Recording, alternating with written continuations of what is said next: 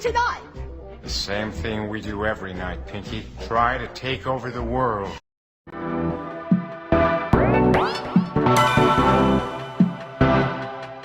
You might think that getting into the IT field is impossible without a computer science degree, but Tech Coach Ralph is here to prove you wrong.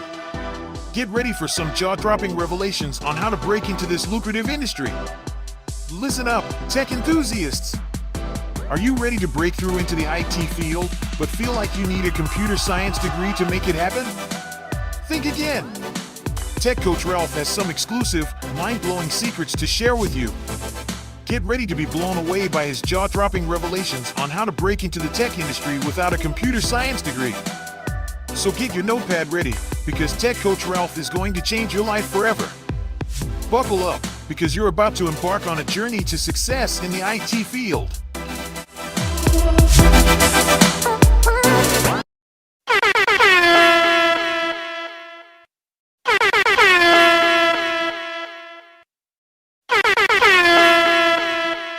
It's time!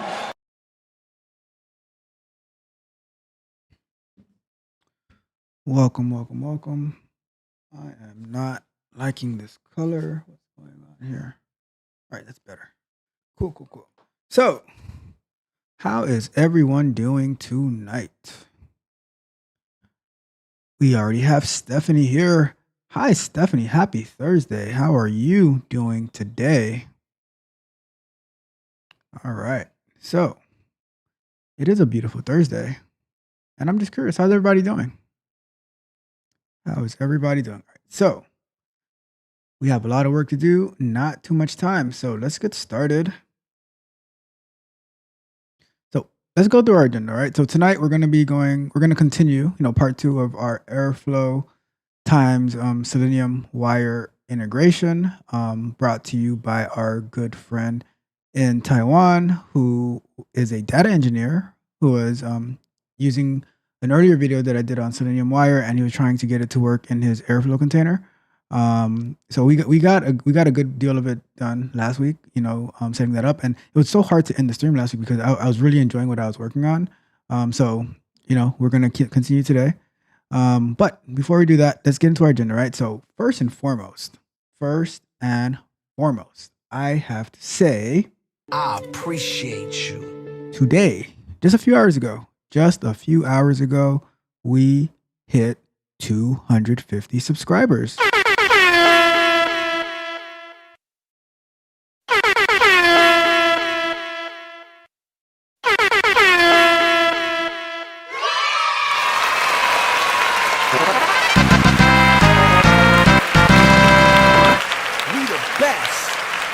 Yeah. So, I think that either the first video or the first live stream was like in May, end of May. And we are September and we are at 250 already. So we are growing rapidly, always looking to add value, and everyone who comes across the channel is alive. So that is our goal. And let's get into work mode already. All right. Because we have a lot to do today. So let's get into work mode. But yes, I want to say thank you to all the latest subscribers. Just a few hours ago, crossed 250, and we are going to keep growing at a rapid pace. We do not slow down. We do not take breaks. We find a way. We keep on moving forward. All right. So that is the goal, as always, to keep winning, right? Because we don't believe in anything else. Only victories here. Okay. So shout out to that. Really appreciate all of you, everyone who signs up, everyone who reaches out to me. Whatever medium, like I had somebody who signed up for the Patreon just I think yesterday or day before yesterday, and we're in various groups, and I said, like however you want to communicate with me, feel free. The most important thing is that you actually get to communicate with me, and that I can help you grow in anything that you need. All right. So yeah, just shout out to everyone that I get in contact with and that I'm able to add value into their lives. Okay. I appreciate you. All right. So, and I want to say salute to the tech barbarians who are putting in so much effort, so much work. Just like one of them yesterday, he reaches out to me. He's like, "Hey, I wanna, like, do you have a few minutes to get on a call real quick?" I'm like, "Yeah, sure." We got on a call, and he's telling me about like how how he's learning different things, how he's working through things, and just different eye-opening revelations that he has, and like he's working on being in the QA field. And I'm like, yeah, that's awesome. Like, and we're going to use all of that, and you're going to network. And so there's like I see plans ahead of time, right? And it's just as we work through them, I'm like, okay, now we're ready for this step. Now we're ready for this phase, right? And the great thing is that I'm not trying to cycle in people in and out. So I have the ability to dedicate the time to whoever wants it, right? But you got to show that you're willing you got to show that you're willing, right? So if you're willing, then I'm willing, and then we're gonna work together and try to, we're gonna see how far we can take it. So yeah, so that's the plan.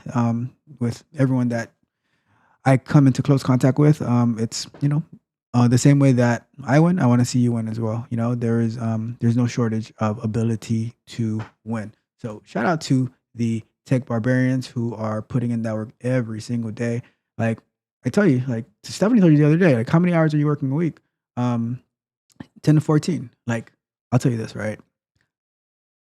Don't tell Stephanie this, right? But I got kind of bothered by her yesterday because in a group that we're in, one of our people posted like some test cases that they were working on and stuff like that, and they wanted us to review it for them.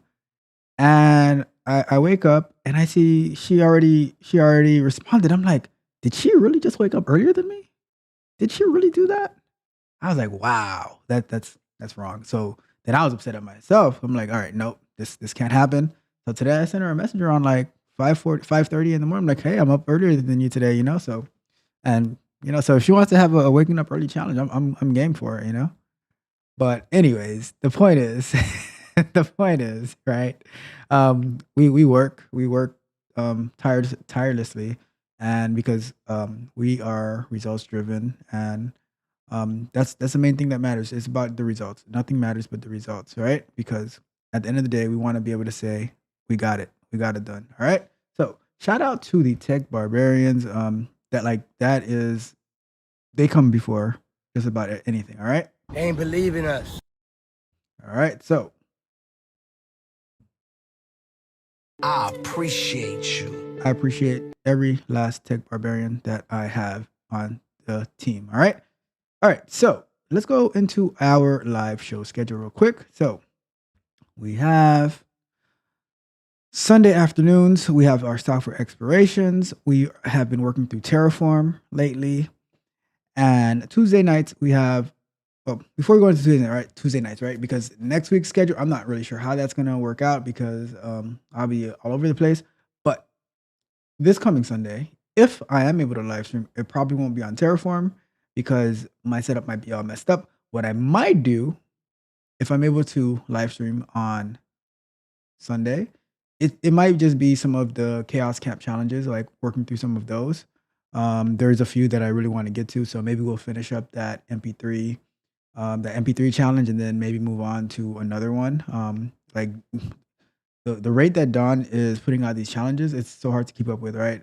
He just created another API testing challenge using some type of translation thing, so that's going to be a good one as well.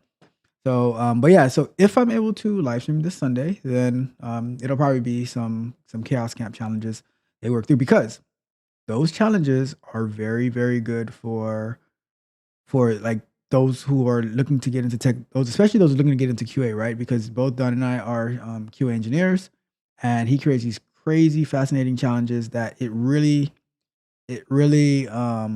makes you think. And if you heard him on the call on Tuesday, it's like watching someone work through those challenges, that is invaluable, right? Because you get to see how that person's mind works, how they think, and things like that. And like some of the so his challenges are like that. My challenges, they're going to be a little bit more comprehensive, like a testing flow, right? So one challenge that I gave that Stephanie's been working on is a site, like a little application that I created, right? To create test cases for that, automate it, but as well as automating it, he has to set up Jenkins using Docker and has to run the test on the Selenium grid using Docker as well. So that adds some type of infrastructure work, some type of CI/CD work, test case writing, analysis, and automation, right? So very comprehensive, but those are the type of challenges because, like, if you're going, for example, if you're going into QA, right, that's going to be an actual workflow that you would come across, you know, depending on the domain that you're in. You might be testing audio, you know. So we have these challenges that they mimic like actual situations, like things that we've been through, right? Crazy situations that we've been through. It mimics that. So you know, I encourage you to you know, challenge yourself. I was telling a friend the other day, like, there's nothing over your head. It's just things that you haven't seen before, but just take the first step. Right? One of the favorite things that David Goggins says is, like, you haven't failed the only time you failed is if you can take one more step and you don't, right? And I believe that we all can take one more step. So let's go for it. All right. Okay, so let's go back to the show schedule. All right. So we have Sunday afternoons, software explorations. I'll keep you posted what's happening this Sunday. Same for Tuesday nights, we have Q&A sessions. I'll keep you posted on this coming Tuesday night. My schedule is going to be a little crazy this week, so I don't know. We'll see how that goes. Thursday nights, we have software explorations. We've this Thursday and last Thursday, we've been working through Airflow. And if we don't finish it today, then we're going to keep going with it because I'm really enjoying it. But we'll find out, right? So, but Thursday nights, software explorations, more on the QA type side of things. But, you know, we figure it out as we go along, all right? So shout out to the live shows. All right, so then we have our pre-recorded shows, right? We have Mondays, Candid Conversations. I've been like, even when I watch them back, I'm like, wow, this was a pretty good one, right? And so we have Mondays, Candid Conversations. Wednesdays, we have software explorations, concept and overviews. And Fridays, we have the Bug Bite, which this Friday's Bug Bite is going to be about the Postmaster scandal in the UK, where a software bug caused hundreds, maybe thousands of sub postmasters in the UK to be falsely convicted. They were in jail for a very long time. So that's going to be a good one. Okay. And then throughout the week, we have the clips of the Q&A shows, like, you know, getting those questions into small segments so that, you know, you can find specific content that you're looking for. Just the other day, I sent someone the one about the QA portfolio because, you know, if you're not watching it live, it's going to be impossible to find a particular question that you're looking for. Okay. And it doesn't make sense to put the timestamps on it because, like, that takes too much time. And if I can just cut it up and give you that particular segment, that what you really wanted, then it's better for you that way. So that's why we cut them up. And they found that one video invaluable on how to create a QA portfolio. And they're working through that. And even with Stephanie, like, she used that video to work on setting up Docker and Kiwi so that she could have a test case management system. And like I told in the video, it's not about the actual Kiwi, right? Because I don't really care for it. But what's important is it gives you talking points. If you can mention, like, an interview, especially for QA, right? If you can mention Docker, if you can mention test case management, like, you set up your own test case management system and you've logged your test cases, you've done test executions, you've connected your automation suite to it. It's just like, wow, this person is very ambitious. They're very innovative. I want them on my team, right? No one, like, I doubt many people even know about Kiwi test case management system, but the fact that you use the different tools to be able to get there, that's what's important. You know, it's a strategy, right? There's nothing guaranteed, but it's a strategy that it helps a lot, because if you can get in front of someone and you say, oh yeah, you know, and then like, the question they'll ask you, like, oh, what are some things that you use to, like, you do to, you know, continue learning? Like, oh, well, you know, I was interested in learning more about Docker, but I'm also in QA, so I know that it's good to have a test case management system. So I use Docker to install this software called Kiwi test case management system, so I could practice documenting my test cases and all of that. Have a, you know, so I can show, and then let's say you have it on AWS, for instance, right? And you pull it up. You say, oh, I can show you, and you pull it up, and like, and this is what it is, everything like that. It's like, oh wow, this person is serious, right? Interviewers want to see serious candidates, right? They don't want to see people who they feel like they're just there for the check and they're not really into it. They want to see serious candidates. Okay, so that is the so that's the purpose that we cut up the video so that you can just find exactly what you're looking for. 'Cause some of those clips, they have like hundreds of views on them because people find them very valuable and they're looking for that insight. Okay, so that is the purpose of that. So yeah, check out throughout the week. We have those Q&A clips that drop, and there's probably going to be some more that's going to be dropping soon too, because I'm working with a video editor, getting them up to speed on how to edit the video so that we can get additional firepower. So if you think you're getting a lot of videos now, just wait till I have my full-time video editor on staff. So shout out to that. All right, if you've gotten this far already, right? I know you hit the subscribe button already, because already the information I'm giving you, fire content, like you need it, right? So if you want more of it, hit the subscribe button, hit the notification bell so you can know every single time that we go live. All right, and like the video, share the video with somebody who will find it useful. Maybe you don't think they'll find it useful, right? But share it with them anyways, because I'll tell you a quick story right quick, right? One of my close friends, he stumbled across the channel and he was watching, and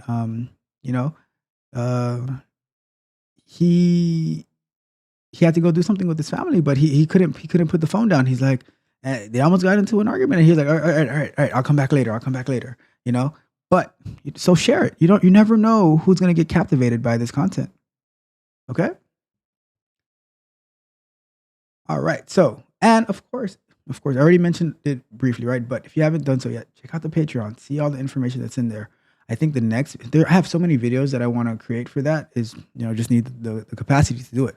But I think the next video I'm going to come out with, right, is what questions to ask in an interview, right? Because they always ask you that question. Do you have any questions for us? Sometimes they have it throughout the interview. Sometimes they have you wait to the end. Now, the questions that you ask matter, and they're graded. And if you add bad questions, they will count against you. So, what questions should you ask in an interview? The answer is, you will find out in my next Patreon video. And that is for all tiers of the Patreon, right? The videos that I release are for all tiers of the Patreon, but that's where it's going to be, because you got to earn that one, right? I can't give you that one for free. So check it out. Check out the Patreon, see all the stuff that's in there, all the different tiers, the ability to have one-on-one sessions with me, as well as, for all tiers, send me your resume and I'll give you some feedback on it, right? And the higher tiers, they get one-on-one, the ability to, we can review the resumes together, we can do interview preps, whatever the case may be, whatever it takes to get you to that next level. Okay, so that is that. All right, so like I said, check out the Patreon. Okay, and I'm gonna say this, right? I told Stephanie today, if she ever plans to give up tech, she can be a stand-up comedian. I'm gonna leave it at that. All right. But shout out to Stephanie for being awesome as usual. I see. I remember when did I tell you that? Was it maybe at the beginning of September? I said that I see the light at the end of the tunnel. And I think that light is getting brighter and brighter and brighter. So very, very proud of you. I think that you're doing amazing. So keep up the great work. All right. So here we are now. We are ready to get to work. Oh, actually, no. Before we get to work, right? Quick story. So I always tell you guys about adding value, right? And throughout my career, I've come across different personalities, right? And some people, they'll be very willing to help, very, they'll explain very well, things like that, right? But then you have some other people who are like, oh, that's not my job. Oh, they just, they just want to do their part and get out, right? First, I'm gonna say thank God that's not the type of people that I work with now, because they're all always willing to help, very helpful and everything like that. But so this story is how, when I say you're always looking to add value, right? This is what I mean. So the scenario goes, or what happened is, like, we were working we're working in a repo that's not generally ours, right? So our engineer is working through it. He does everything, and then we have a series of tests that are ran to make sure that everything is working properly before we merge our code. And we were getting like these 2 API tests that are failing, and we're like, man, like what? Like, well, he's specifically like, man, like I'm not sure why this is happening. I'm not familiar with the repo and everything like that. And he asked me like, hey, do you think you can look at this with me to see like what's going on? Because it's the API tests that are failing, and me being the QA engineer, let me see if I can try to figure it out. Maybe I have more context. So what ends up happening is, so I'm like, all right, cool. I start looking at it where in our CI/CD pipeline, the logs didn't really give us that much helpful information. So I said, all right, cool. This is what I'm going to do. I'm going to pull in. So this is how I figured this out, right? And what I mean by when I say I figured it out, this is what I did to find out what the problem was, right? And then I'll go into how the engineer and I work together to resolve the API test failing. Okay. So what I did was, I said, all right, cool. Let me pull in the repo, right? And on the main branch, the master branch, the tests are working. So I run the API test on the main branch, right? They all pass. So now I run it on our branch, right? The one that we're working on, and we have the same 2 failures that we're seeing in our CI/CD pipeline. All right, cool. Let me look at where the code is, where the tests are failing in the code, right? And I'm looking at it. And one thing that we typically don't do is print out. We don't print out the we don't really print much stuff out, right? It's like we'll try to catch it in the logs. But what I do is, when I'm troubleshooting, right, and message. When I'm troubleshooting, what I do is I'll print it out so I can see what it's trying to do, right? So what I did was, it was a list that was being generated. I said, all right, print out the list. And now that it's printing out the list, I'm looking for what the value that is being provided, and I search for that value, and I say, okay, this is the field that's having the error. So now I'm like, okay, now this is the field that's having the error. I find it in the other spot, and I'm talking. So now I'm like, all right, I know what the problem is. Let's see what happens. So I'm talking to the engineer. I'm saying, hey, like it's something with the date, right? And I'm like, did you do anything with the date? He's like, oh, did I? And then he checks and he goes, oh, okay, yeah, I did do this thing with the date, but it should be like this. So I'm like, okay, so that means we're going to update the API test. So now we're looking at it together, and we find out what we need to update, but we need to make sure that it can still work the way that it was working in master, and it can still work the way that it's working in our branch, right? So it has to be able to accept both. So what I end up doing, all right, let's go to Google, like engineer's best friend. Go to Google, and we search the format that it needs to be. We find it, and then we're like, okay, so, but then we're not done, right? Because now the test is passing, but I said, all right, what if what we're receiving is not in a date format, right? So then we have to figure that out too. So my engineer, he goes and he looks up a regex for it, sends it to me. I put it in. We test it in like 5 different ways, and it passes. We're like, all right, perfect. And like something that we could have been blocked on longer if we weren't working together, right? We're able to get it done in like an hour, right? Working together, we get it resolved in an hour, and we're like, cool. Tomorrow we can ship it, and we're good to go, right? So that's the part that I say, like, having good relationships, being a team player, adding value, right? Because let's say I was just like, oh, this isn't my thing. This is like, I don't work in this domain, whatever the case may be, right? And I'm not a team player. And now, 1, they don't want to work with me, and 2, like they're going to be blocked. And now it just makes the overall production of our teams like terrible, right? So that's not the spirit, right? We always want to collaborate, work together, and get things done. Like I always say, nothing else matters but the results, right? And we got results, and we're moving forward. Like we don't get stuck, we don't get bogged down. We all we all put in the effort to win, and that's the beauty of working in a good team. All right, I just wanted to share that little that little story because those are always so meaningful to me when we get to collaborate in those ways because I love to see us getting things done. All right. All right.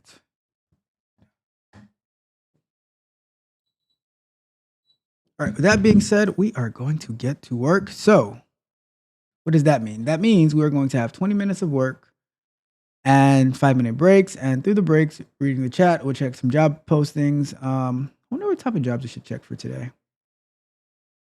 I don't know. We'll figure it out once we get there. Okay. But let's do it. So let me open up my PyCharm.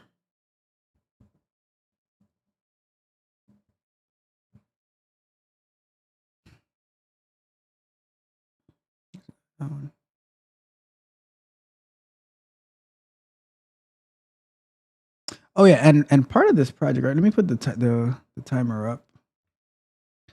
But part of this project, right? It's twofold because, like I said, right, I have one of my tech barbarians who they're studying data engineering, and once this data engineer from Taiwan reached out to me, I was like, oh wow, this is what you do. This is also going to be very helpful for my tech barbarian, right? So it's like I'm helping him, but he's also helping me, and that's the beauty of adding value because um and like it's adding even more value to me because I'm like, oh, I actually get to work with a different Docker container that I never heard of before, and see that the way that it's set up, it has a lot of things set up for the data engineers, right? So very helpful insight. But to add to that, right, working with Terraform, like with the project that we did on Sunday, where we used Terraform to set up or at least to try to set up an EC2 instance with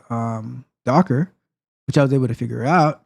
Which on our next Terraform show, I'll show you what the problem was and have it run and have it all working, right? But the key is that what I would want to do, like the ultimate project, right, would be using Terraform to set up and execute the Airflow project with Selenium-Wire.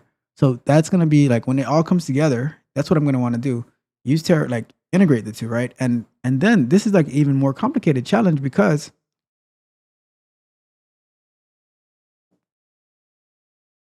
it's a more complicated challenge because it's all right. That's annoying. All right. So it's a more complicated challenge because it's like you're just taking different domains and you're putting them together, but it's a very, like, as you can see, our friend from Taiwan was able to do it, right? Like, or not able to do it, but he's using it. And you might have a request, like let's say you are a in DevOps, right? You might have a request to set up the environment for your data engineer. And do you want to go and log into manually to an AWS box and do all the config yourself, or do you just want to set it up through Terraform? So whenever you have to create a, like, because what if that data engineer needs 2, 3, 4 environments, right? Do you want to create multiple environments by hand manually, or do you want to be able to just go and say, oh, just run the script and boom, boom, boom, you have your 5 environments done, right? So that's part of the goal in what we're doing, okay? Because for me, everything that I learn, it comes together, right? It is not. I don't like to segment the information and say, "Oh, this is over here, that's over there." Nope, it all comes together. So that's the way that I work. That's the way that I learn, and I think that it'll be helpful for you as well. Okay. So, with that being said, before we go any further, we are.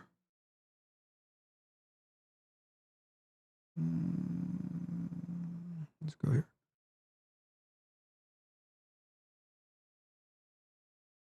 Okay, cool. Before we go any further, let's get us some energy. Please offer me your energy. I ask of you, please. All right. So I have Terraform, or not Terraform. I have the repo open. And let's see here.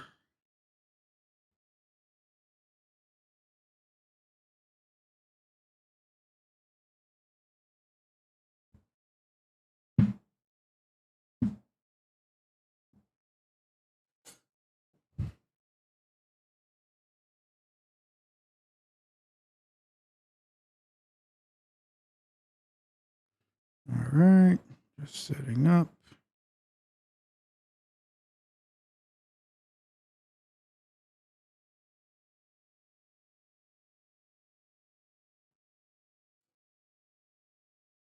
All right.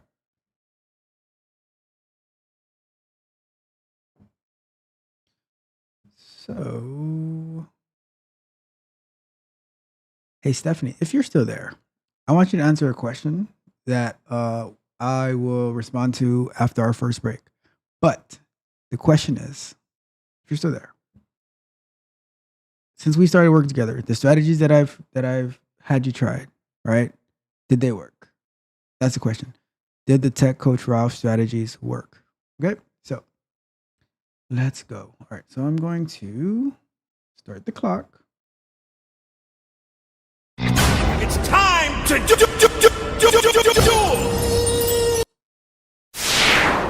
All right, here we are. So, got our timer going, got some water,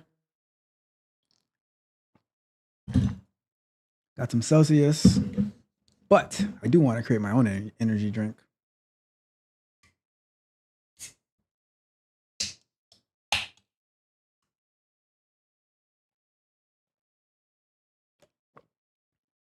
Gotta look into that. Okay, so fix the camera a little bit.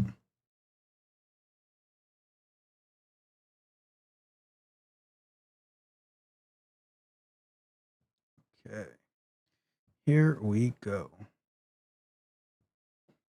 All right, so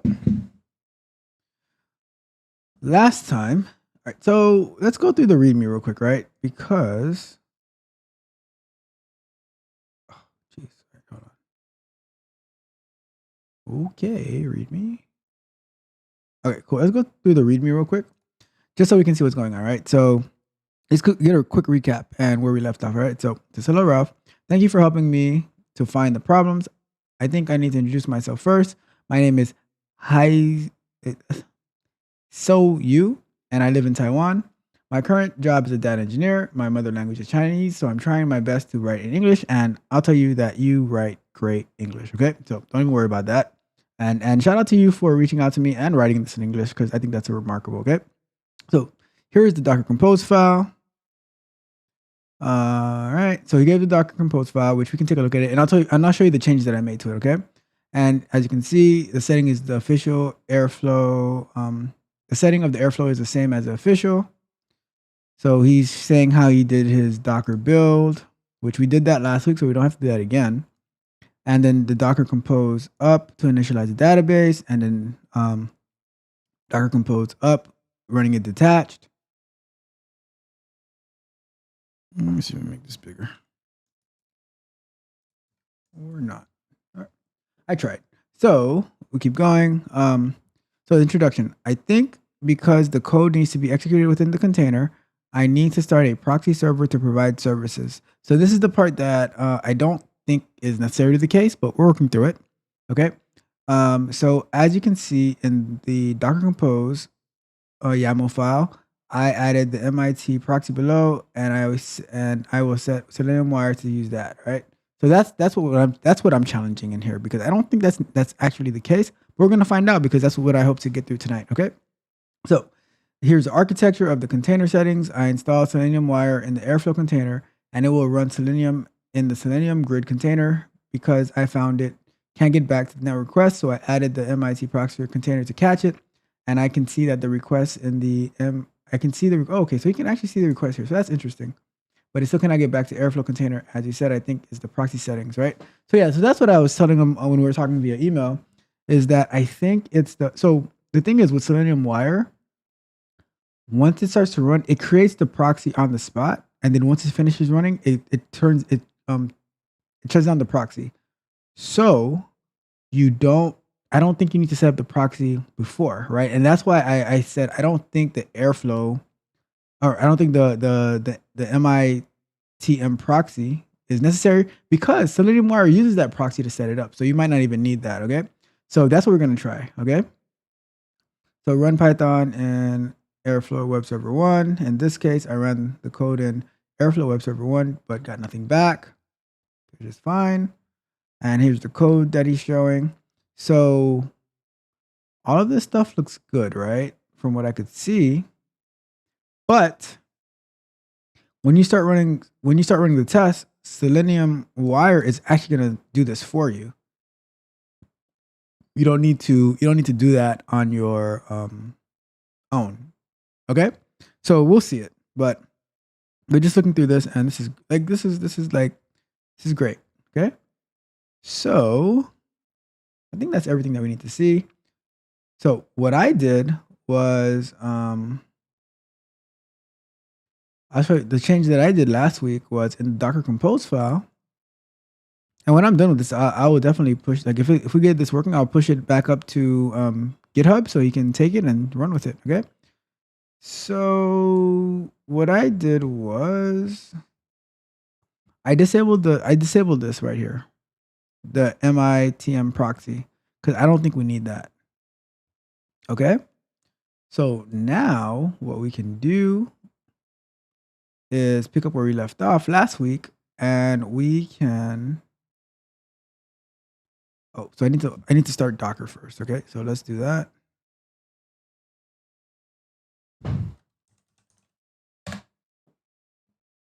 Docker is up and running.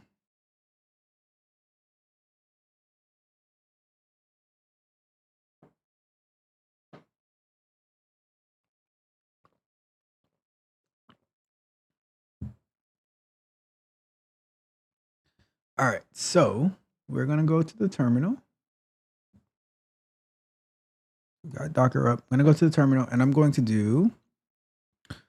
Let's see what folder. So yep, we're gonna do Docker compose up -d, and that's going to get our Docker up and running with our MongoDB, Airflow, Redis, Selenium, because we're on a Mac M1. Gonna get everything running.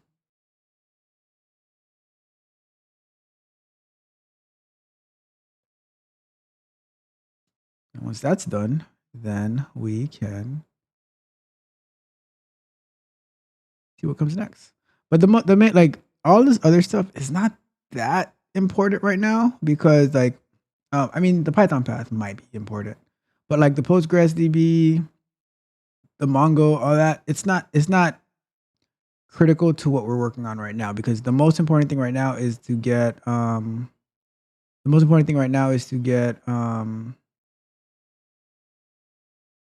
Selenium-Wire to go through.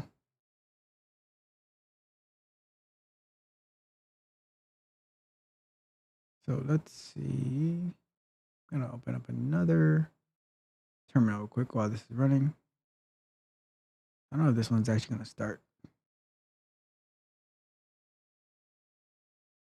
So let's see. Go here and we do Docker PS. So all these things are up and running.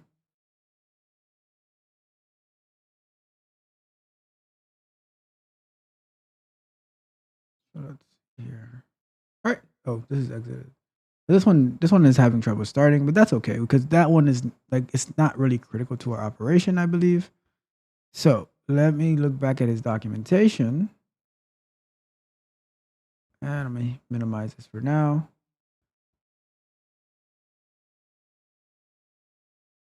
So Airflow Web Server 1. Let's see if we have Airflow Web Server 1.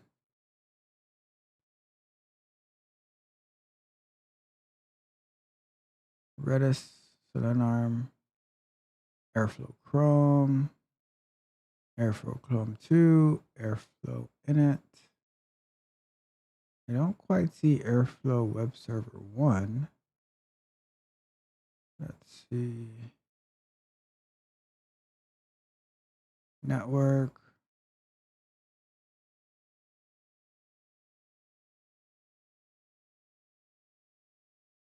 Okay, there goes Airflow Web Server 1. Is it running? It might not be running, actually.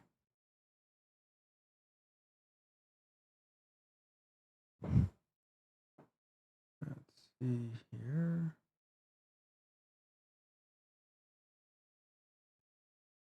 Airflow Chrome, Airflow init.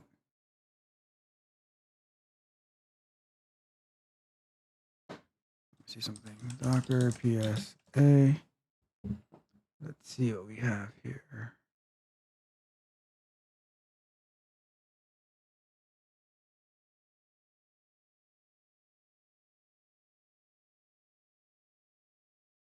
So there goes Airflow Web Server 1. It's created, but it's not up and running. Let's see if I can try to start it.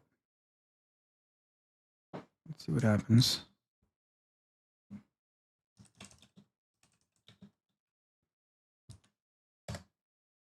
Because it's possible that it won't start. Maybe it needs the unable to find user TCR does not miss. No matching entries in password file. Okay, so we need, all right, so that's what it is. All right, cool. So let's get that taken care of. I have no idea what time it is in Taiwan. It would have been so cool to have him here helping us get this configured, you know. But it is what it is. So let's go here. Okay, so the error that we got was, get our error. Unable to find user, TCR does not miss. No matching entries in the password file. So we need a user. Let's see if we can find a user.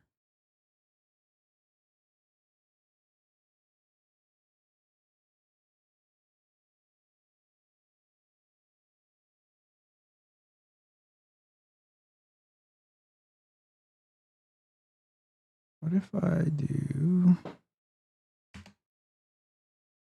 I need one? Let me see. So let's do a quick Google search real quick.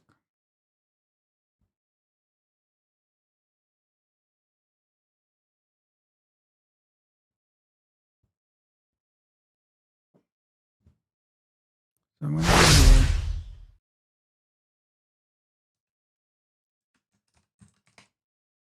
here. Airflow UID.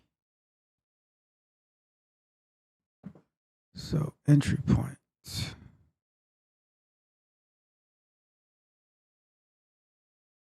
Oh, wait. Let's go back one quick. How to set up correctly environment variables.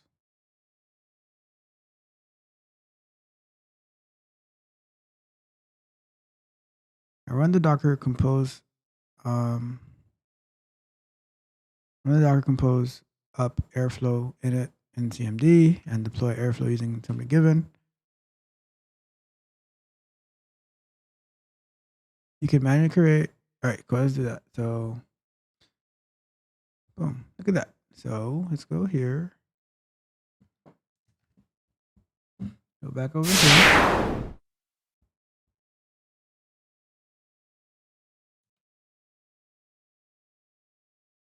So what I'm gonna do is come back to here and do Docker compose down, shut everything down.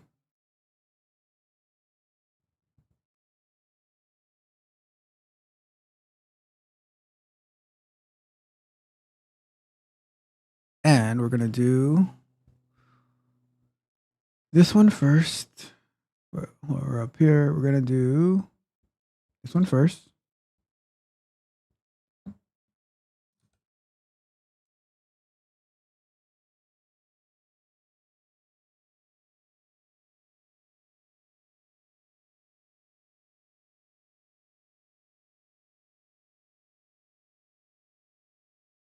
Let's see what happens here first.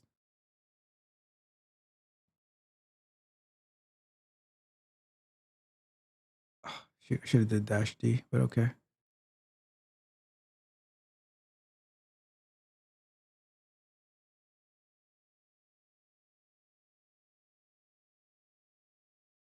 Let's see here. Let me do another terminal because I didn't do dash D. Let's do Docker compose up dash D.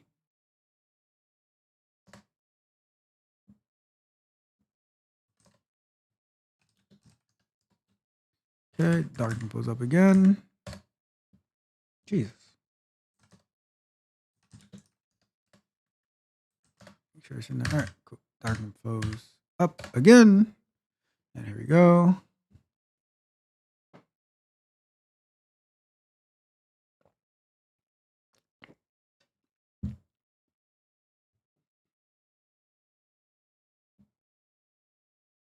Command on this one. It was, okay.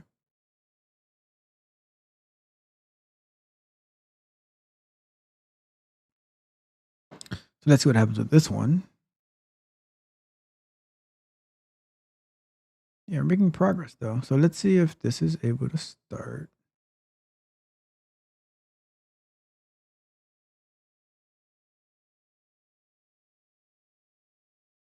What's this? Password authentication failed for Airflow.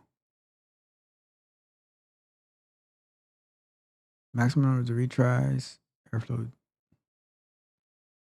failed. Logging action. Connection. The password authentication failed for user Airflow. Okay, so let's find out what the password should be then.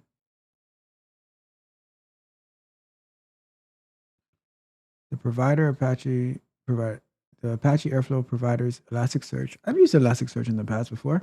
It's attempting to contribute configuration section. Elasticsearch that has already been added before. The source of it, Airflow's core package. This is forbidden. The provider can only add new sections. It cannot contribute. Okay. Fair enough.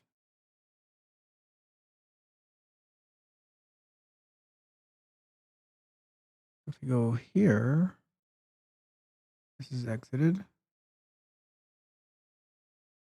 I have no fear. Okay, so let's search that error. As soon as we can get in here, we should be good to go.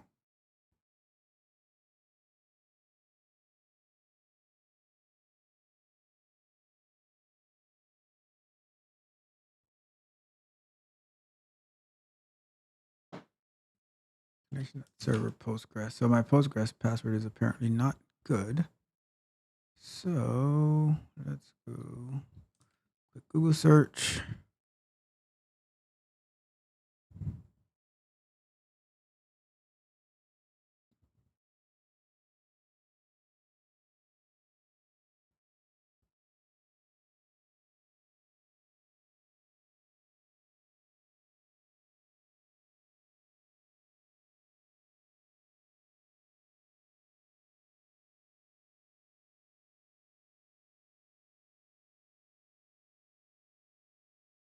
Let's find a better. Let's find. I don't know, I always find Stack Overflow helps a lot. You just go to the check mark and you see what you can use. You seem to be matching against. Well, that didn't help.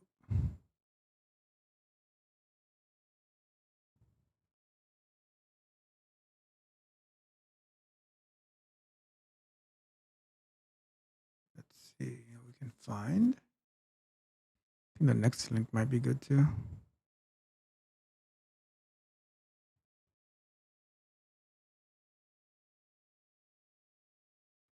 What is the default password?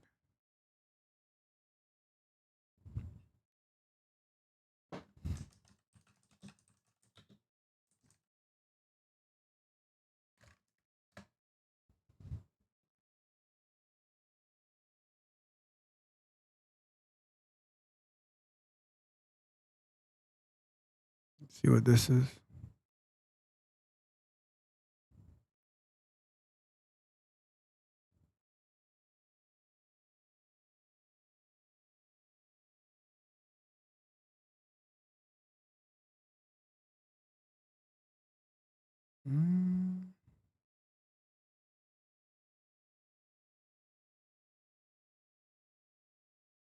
So they're saying that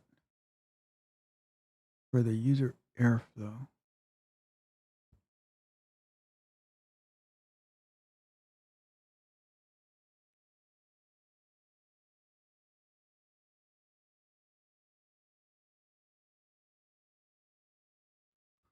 So if we do Airflow,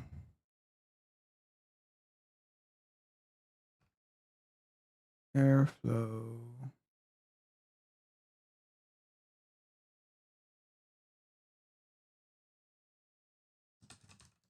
Airflow Docker. Again.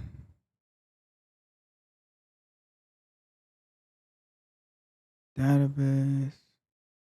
Initializing the environment. On operating system, you need to run the data migration and create the first user account. To do this, run this.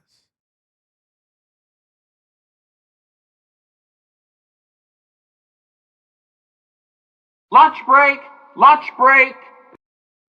All right, so let me get this real quick.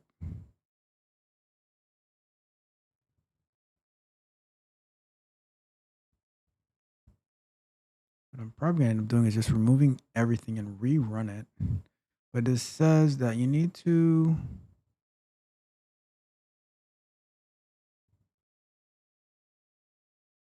before you do anything. So clean up the environment. The Docker Compose environment, we have prepared a quick start one. It's not designed to be used in production. All right, so the best way to do this is Docker Compose down, remove the volumes, remove the entire directory where you downloaded the Docker Compose YAML file. That. We'll do this guy from the very beginning. Re-downloading. So let's see. The account created has login. Okay. Oh, okay. So let's do this then. Before we even go and remove everything, let's just do, because I know we did that command last time. So let's go here and do Airflow and Airflow. I don't know what the DB is though. What would the database be?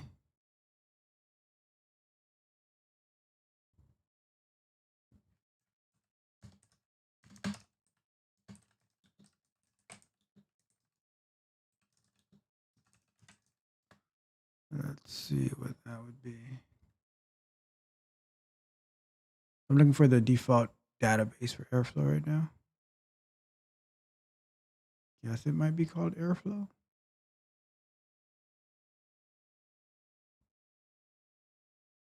Let's try that. I'm going to put Airflow. And let's give it a quick run before we go to break.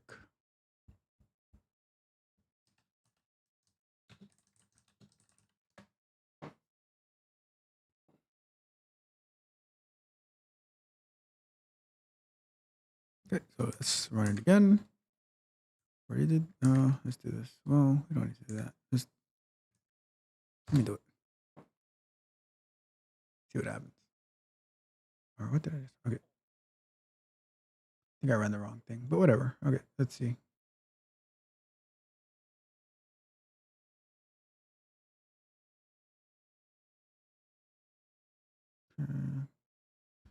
That did take some time. All right, while that's running, let's go to break. All right, so let's see what Stephanie said to the question I asked. So I forgot to read some of her messages. So first and foremost, Stephanie says to everyone, well, that's huge. Let's go here. Move that over here.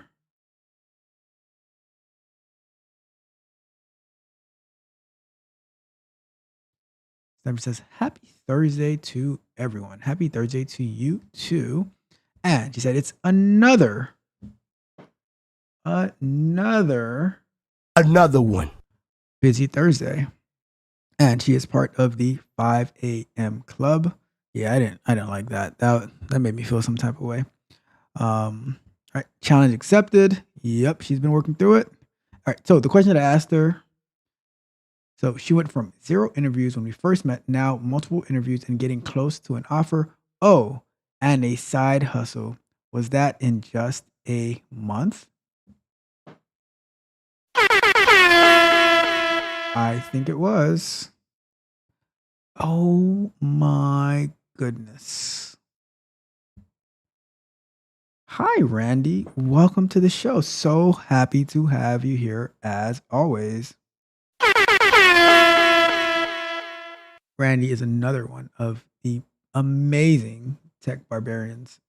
She is my data engineer. So, welcome, Randy. Hope you're having a wonderful Thursday. Yeah. So we're just actually this show is like related to what you're working on because this is the data engineer in Taiwan who reached out to me, and I'm just trying to figure out this Airflow thing. I don't know if you've heard about it yet in your courses, but I'm sure you will soon, or maybe not soon, but eventually you'll hear about it. But yeah, just trying to figure it out right now. But we're on break right now. Always forget the timer. So let's put the 5-minute break up and go on LinkedIn. See what we have popping on LinkedIn.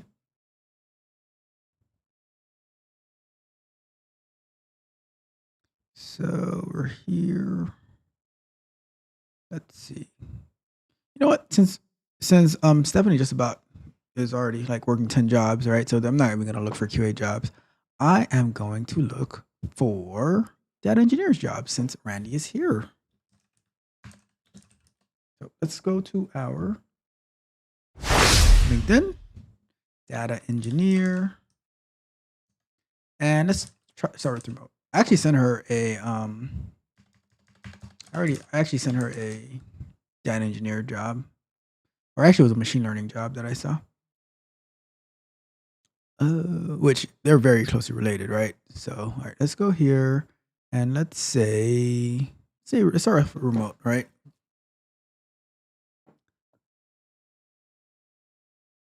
So data engineer, amplify data. Let's see. Ideal profile. At least 5 years within the high performing software engineering or data teams.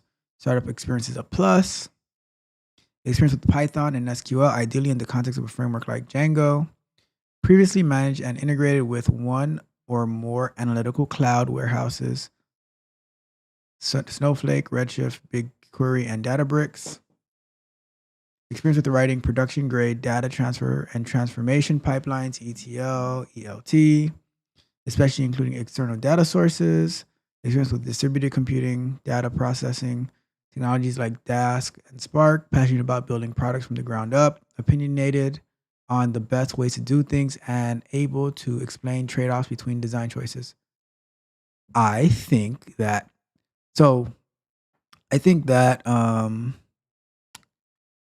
look right here. I think that this right here is very like out of all this stuff, right? All this stuff is it's just technical stuff, right? Just well, up to here. All this stuff is technical stuff, right? These two right here are the most important part of this. Because let me zoom in a little bit because maybe you can't see it well. So these two parts right here, the most important parts, because opinionated on the best way to do things, right? That is a lot of value that you bring to the team because that goes outside of like your technical skills. It goes to your critical thinking skills, right? How can we make things better? That's always the number one thing on my mind, right? And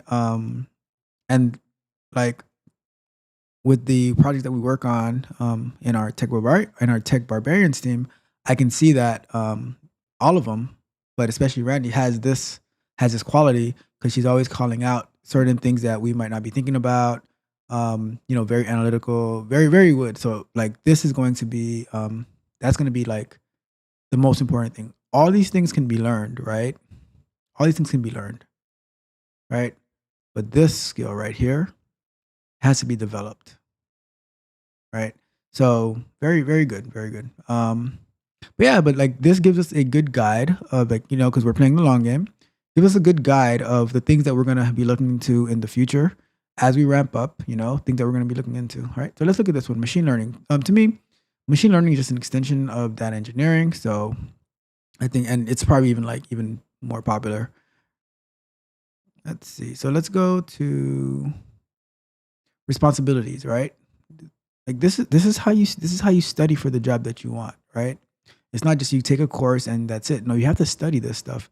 Like find out what their requirements are and what you need to work on, right? So study and transform data science prototypes, design machine learning systems, research and implement appropriate machine learning algorithms and tools, develop machine learning applications according to the requirements, select appropriate data sets and data representation methods, run machine learning tests and experiments, perform statistical analysis and fine tuning using test results, train and retrain systems when necessary, extend existing machine learning libraries and frameworks, keep abreast of development in the field, right?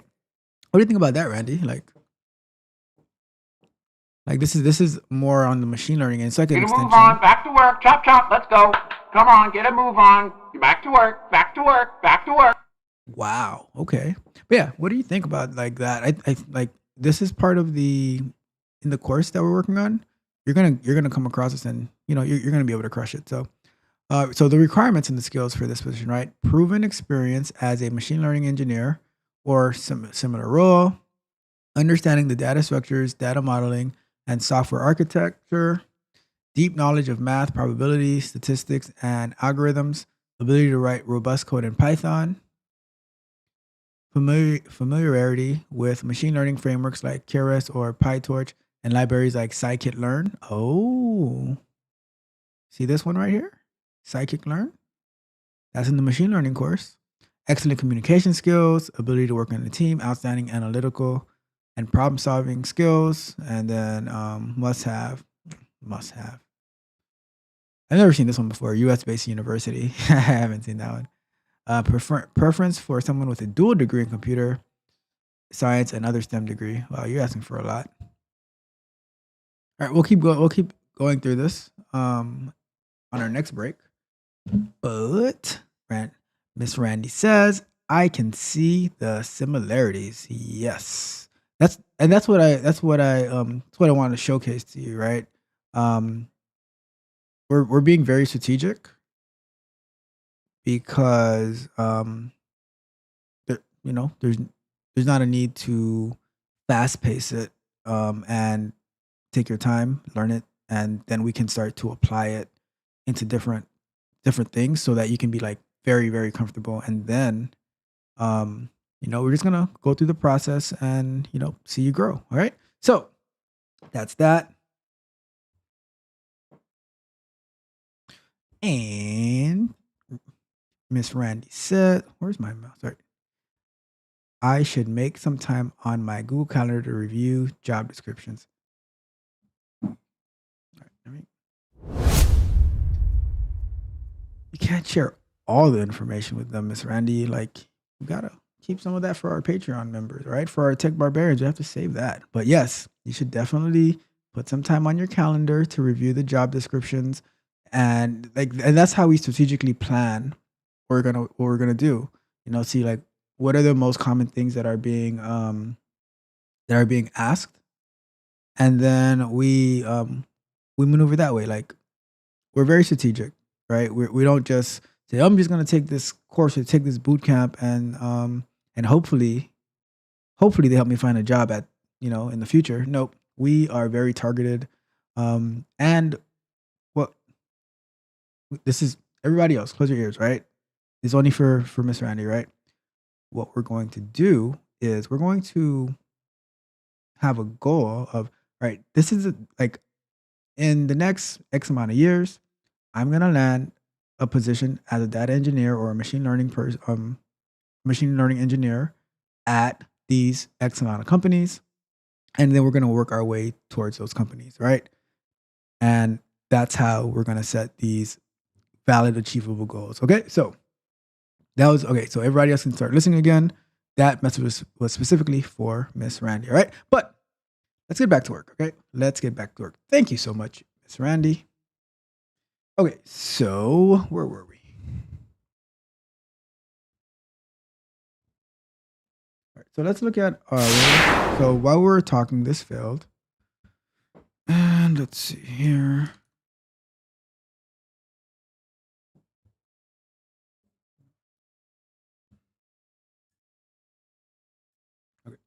So this failed. So let's see. The Airflow.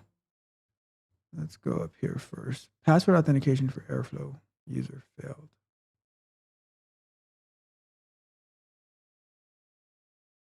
Let's see the background of this error. Because I will tear this whole thing down and start over again if I have to. Let's put our 20 minutes up on the clock. Let's go! Let's go!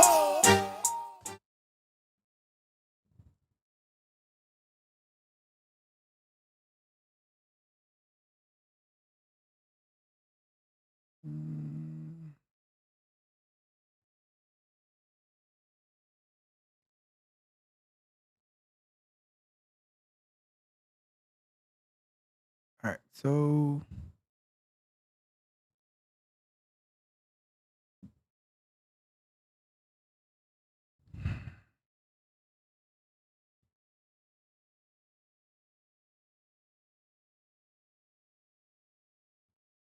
all right, so I'm gonna tear everything down. I'm gonna start over. So it says I'm looking at the documentation right now. It says to clean everything up, we're gonna do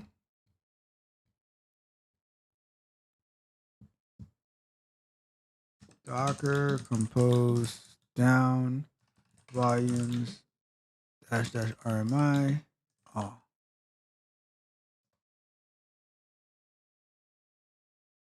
Unable to remove Mongo latest container is using its reference image. All right, so let's do Docker PS. Unable to remove reference Mongo latest. I don't think that's serious, but let's see. Docker PS-A. And let's see. Oh, I don't even need to do that. So let's say we do this one more time. And we just do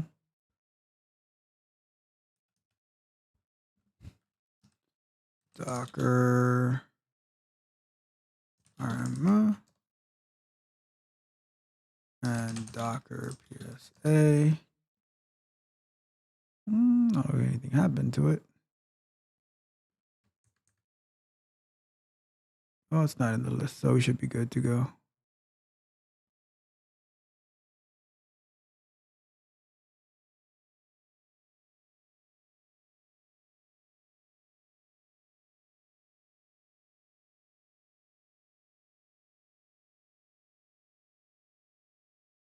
All right. All right. So I think we're good. Okay, cool. So now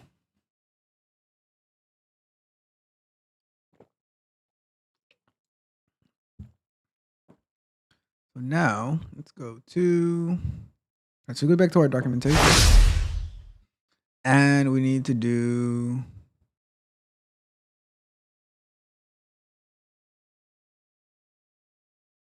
all right, so let's do this one too, right? So Docker compose. Other screen, I'm just writing this command. Volumes. Docker compose down. Volume. Remove. Orphans. No orphans allowed. All right, so. All right, something happened. All right, cool. So now let's start over.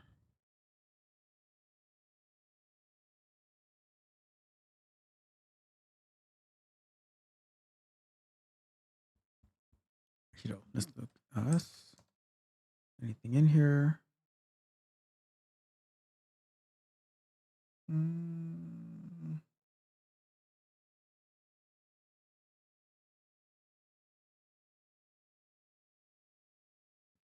So they're saying they said remove the whole directory. Let me see. All right, let's remove. Remove everything except for the Docker compose file and the requirements file. Before I do that, let me see what's in the repo.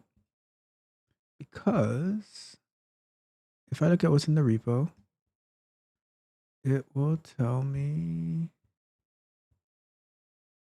All right, so let's do this.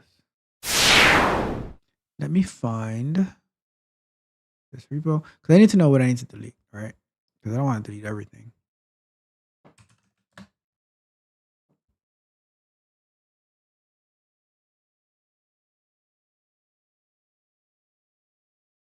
Okay, let's see.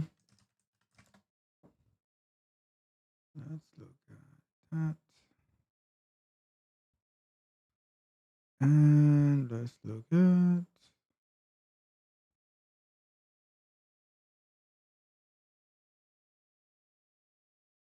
Cool. Here we go.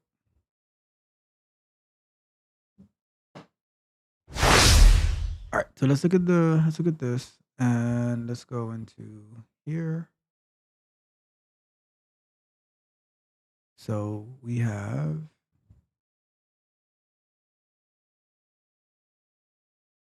All right, cool. So we are going to, in that case, in here, we're going to remove rm mongo volume.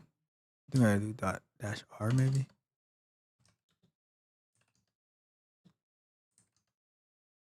So we're removing, and we're removing the logs, and we're removing plugins. See if that works. Cool. So we have our Docker file, we have our DAGs.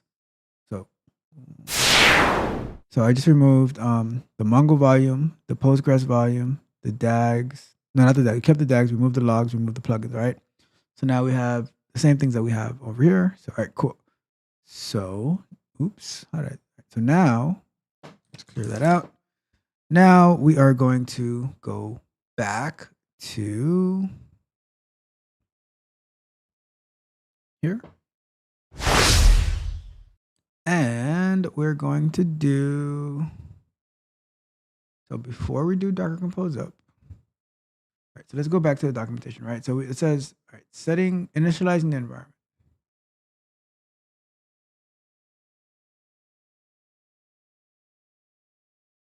Let's go all the way up here. Fetching the Docker Compose YAML. All right, cool. And then this file contains these. Okay, the Flower app for monitoring environment. Some directories are mounted. All right, initializing the environment. Before starting using Airflow for the first time, you need to prepare your environment and create the necessary files, directories, and initialize the database. Setting up the right Airflow user on Linux, the quick start needs to know your host user ID and needs to have group ID set to 0. Otherwise, the files created in DAGs, logs, and plugins will be created root ownership. You have to make sure, see what happens when you don't read the instructions? See what happens in DAGs.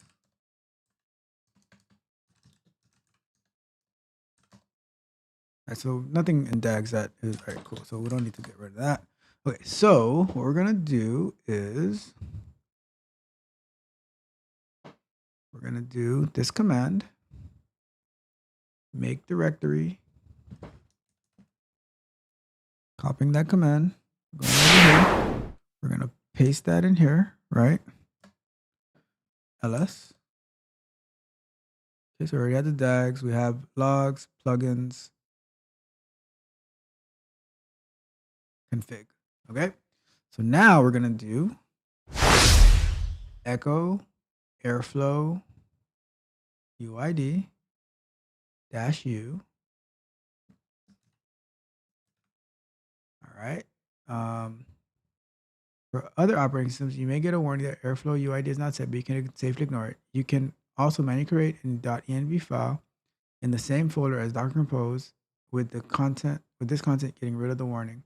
So we're gonna go here and we're gonna paste it in here. So I'm copying the echo command.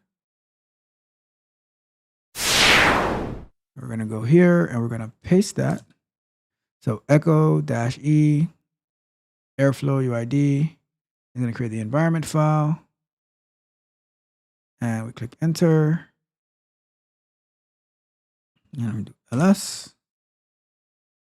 Should have our .env file in there, wherever it is. Okay, so now it set the Airflow UID to 5,000 or 501. So